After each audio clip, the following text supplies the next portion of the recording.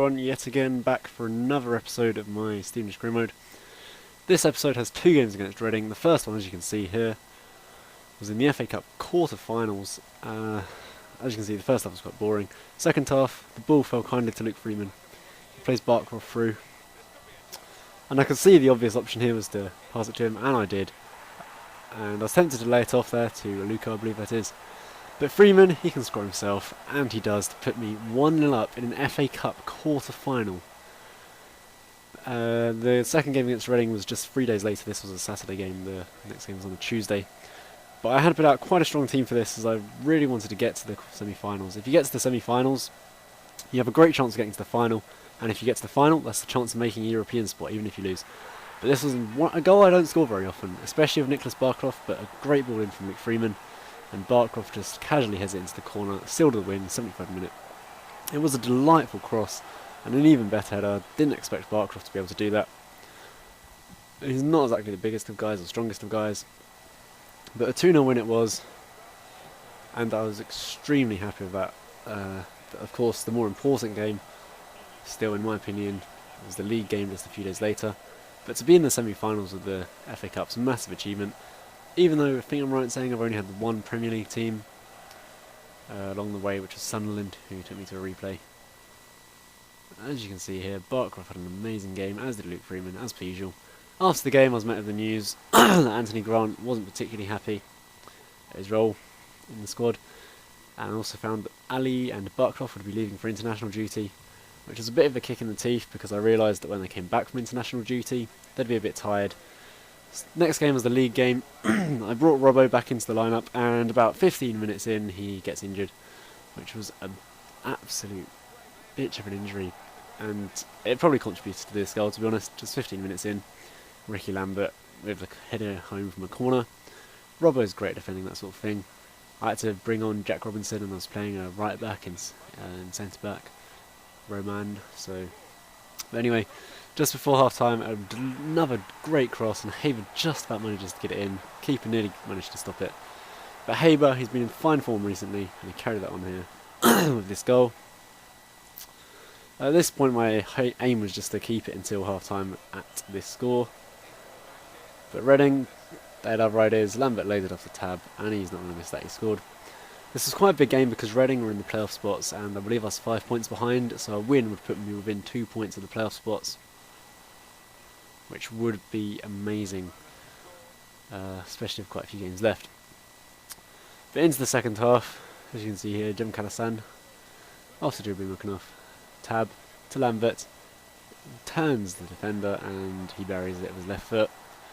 53rd minute, I knew I still had time to come back, but the win was looking really unlikely at this point. But I knew I had it in me. I'd done it before, and I could do it again. 59th minute, a poor ball, but Matt Ball, he manages to pick it up again.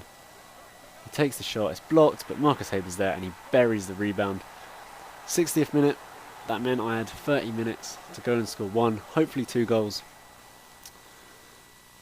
And it really did, it was really good to get that goal so soon after theirs.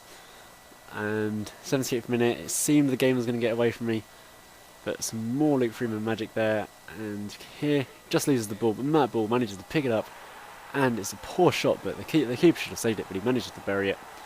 For some reason he was my captain in that game, not quite sure why, but Matt Ball, I believe that's his first goal in this career mode. I'm not quite sure about that, but I think it might be, and could it have been a much more important one. But at this point, I decided I was just going to go for it. I was going to go for the win. If I could get all 3 points, that would be amazing. As you can see, Robinson, he sets Luke Freeman free, runs into the box. I don't quite know what this was for, but the referee gave a penalty. I was quite surprised it was given as a penalty. I didn't think there was anything too wrong there. I thought it was just poor play by me. But booking for their player, and to delay the taking the penalty, there a bit of gamesmanship here. They, of course, had to bring on a sub. Off came Ricky Lambert, and on came Jonathan Walters. Luke Freeman here was my best penalty taker. Noah Luco. I always go in the top corner, and I did it again. It's a great penalty, no keeper stopping that. But at the same time, it would have been nice to get it in the 90th minute, give them a little bit less time to reply. But nonetheless, to come from 3-1 down to 4-3 up was excellent. Even if it was in a dubious circumstances here with Luke Freeman's goal.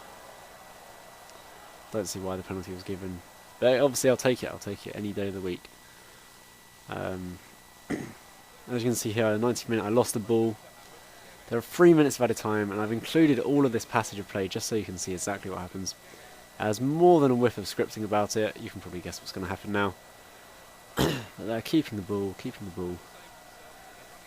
When I was playing it, it felt like much longer than this. But this passage of play, there was nothing I could do about it. They were just finding each other, nothing I could do. Absolutely nothing I could do to stop them. You could feel it coming. See, ricochets going to them. That was a poor, reckless tackle by me there. But they carried on keeping the ball. Remember, there was only 3 minutes at a time.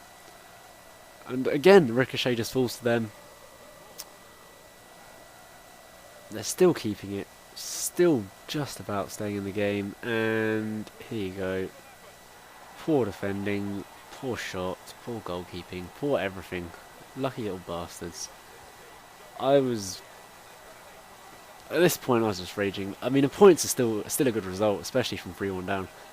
But when you come that close to winning, to be beaten by a goal like that, well, it had more than a whiff of scripting about it. It was scripting, I don't think anybody can deny that. But again, draw, decent result. Again, I'll just show you here. Kick off, and that's it. Final whistle. Don't know why Bassam's clapping the fans there. Twat. Don't know why they're all happy with him, happy with the result. But bad news, Mark Roberts was injured for 4 weeks. Wasn't awful. I still have Bonucci, who's coming along nicely. Jack Jones has come back from pretty much a season-long injury. Just got a couple of England games here that I'll show you. I just sim them. They're friendlies. And I also have Ngala, Mikel, and Bassetti. Mikel and Bassetti both on loan. As you can see, Ali, I've been playing him a bit more recently, mainly off the bench when I just give him a game when I've pretty much sealed a win. And he's been doing well. But as you can see, they're a loss to Brazil, a win against the USA. And just have a quick look at the table here. You can see now, 3 points clear, but Cardiff pulling clear with Reading. It's between me and West Ham. Again, I still have a decent goal difference, but it'll be very tight between me and West Ham. Reading could still push for automatic promotion. That's a lot for today.